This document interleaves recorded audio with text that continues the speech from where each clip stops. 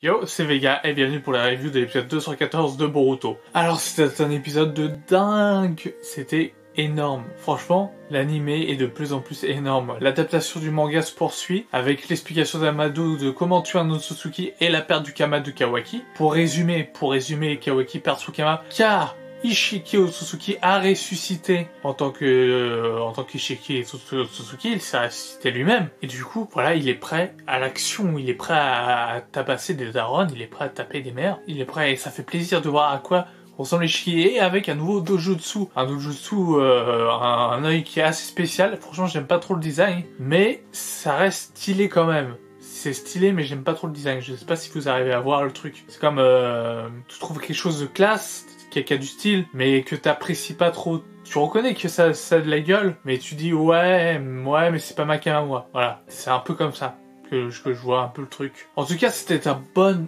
épisode. C'était un très bon épisode. Alors du coup, moi ce que je retiens, c'est que Kashin Koji, l'identité de Kashin Koji, c'est le clone de Jiraiya. Voilà. On sait enfin qui est Kashin Koji. C'est le clone de Jiraiya. Tout simplement, il y avait bien un lien, Kashin Koji Jiraiya, et c'est un lien de clonage. Un peu comme Palpatine dans l'épisode 9 de Star Wars. Et oui. Mais du coup, c'était quand même vachement impressionnant ce combat avec des flammes qui étaient interminables, instoppables, vu que c'était des vraies flammes, contrairement à un Amaterasu. Et les flammes noires qui ne se domptent jamais. Là, c'est des flammes qui ne se domptent pas, mais c'est des vraies flammes. Donc c'est encore plus puissant, c'est encore plus balèze. Mais ça ne vient pas à bout d'Ishiki. Ishiki est bien trop puissant. Il y a aussi un mot qui m'a marqué dans cet épisode, c'est quand Kawaki quand Amado dit que c'est une solution de tuer Kawaki, pour plus qu'il ait le Kama et pour plus qu'il se ressuscite en Kawaki. Et bah du coup t'as Kawaki qui pète un câble, qui débarque avec en transformant son bras Scientifique Ninja, il le transforme, donc du coup il a un bras assez énorme, et là il est prêt à tabasser Amado, et t'as Sasuke d'un petit move assez stylé de coup de sabre, arrive à découper le bras de Kawaki et à niquer son outil scientifique, et c'était vraiment stylé, et Sasuke pèse dans le game quand même. On le dit trop souvent, parce que généralement l'expression c'est on le dit pas assez, mais là on le dit trop souvent, Sasuke à la classe. Et on voit que c'est Masashi Kishimoto qui a repris l'écriture de Boruto, puisque je crois qu'il est fan de Sasuke, parce que même dans le manga, ils disent que Sasuke a la classe. C'est un truc de malade. So voilà, c'était début de masterclass ce combat. Amado sait très bien que Kashin Koji va à l'abattoir, va à la mort, et du coup bah c'est un peu ce qui se passe, ça finit en cliffhanger sur le fait que du coup Kashin Koji s'est pris une sorte de tourelle, d'une tour sur le bras, donc il a le bras coincé, bon dans un très sale état j'imagine le bras, et du coup ça s'arrête comme ça. Ça s'arrête à Ishiki qui s'apprête à porter le coup grâce sur Kashin Koji. Et moi je dis ça va peut-être foirer, Pour moi Kashin Koji on le reverra. Tant que Naruto ne sait pas qu'il a un lien avec Jiraiya, Kashin Koji aura toujours un rôle à jouer pour moi. Naruto devra savoir à un moment donné qui est Kashin Koji. Là,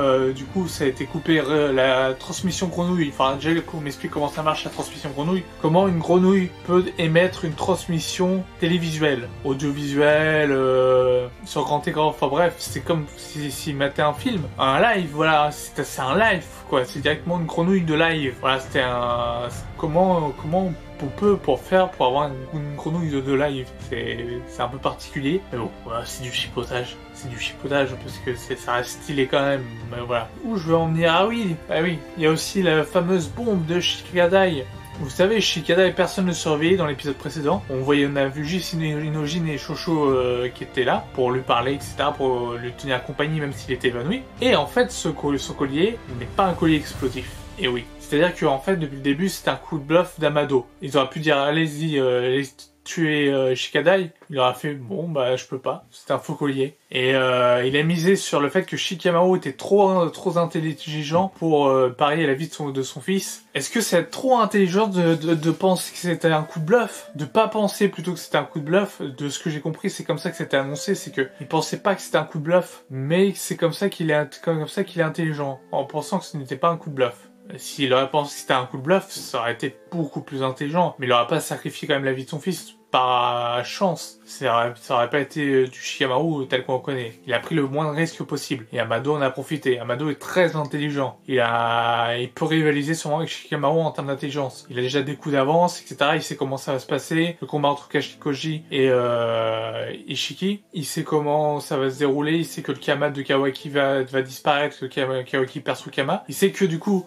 Ishiki n'a plus que 48 heures à vivre, c'est-à-dire que du coup le combat qu'on voit du coup dans la preview, l'arrivée de Ishiki à Konoha, ça veut dire que ça commence les emmerdes à plein nez, c'est-à-dire le Naruto, Sasuke et Ishiki Round 2 va bientôt débuter. Et ça c'est plutôt cool, ça c'est vraiment bien. On va bientôt avoir du coup le Round 2 de Ishiki, Naruto et Sasuke.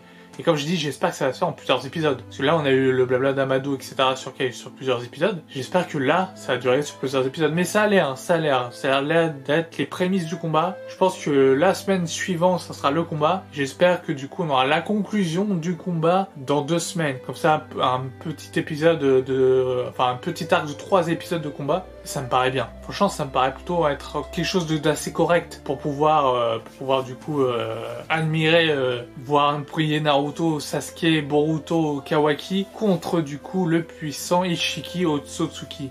Ce qui va être promettre d'être un combat dantesque. Donc voilà, c'était ma petite review de l'épisode 214, si je me trompe pas, de Boruto. N'hésitez pas à liker, à commenter, c'est important pour le référencement. Sur ce, je vous dis à la prochaine, portez-vous bien. Ciao ciao.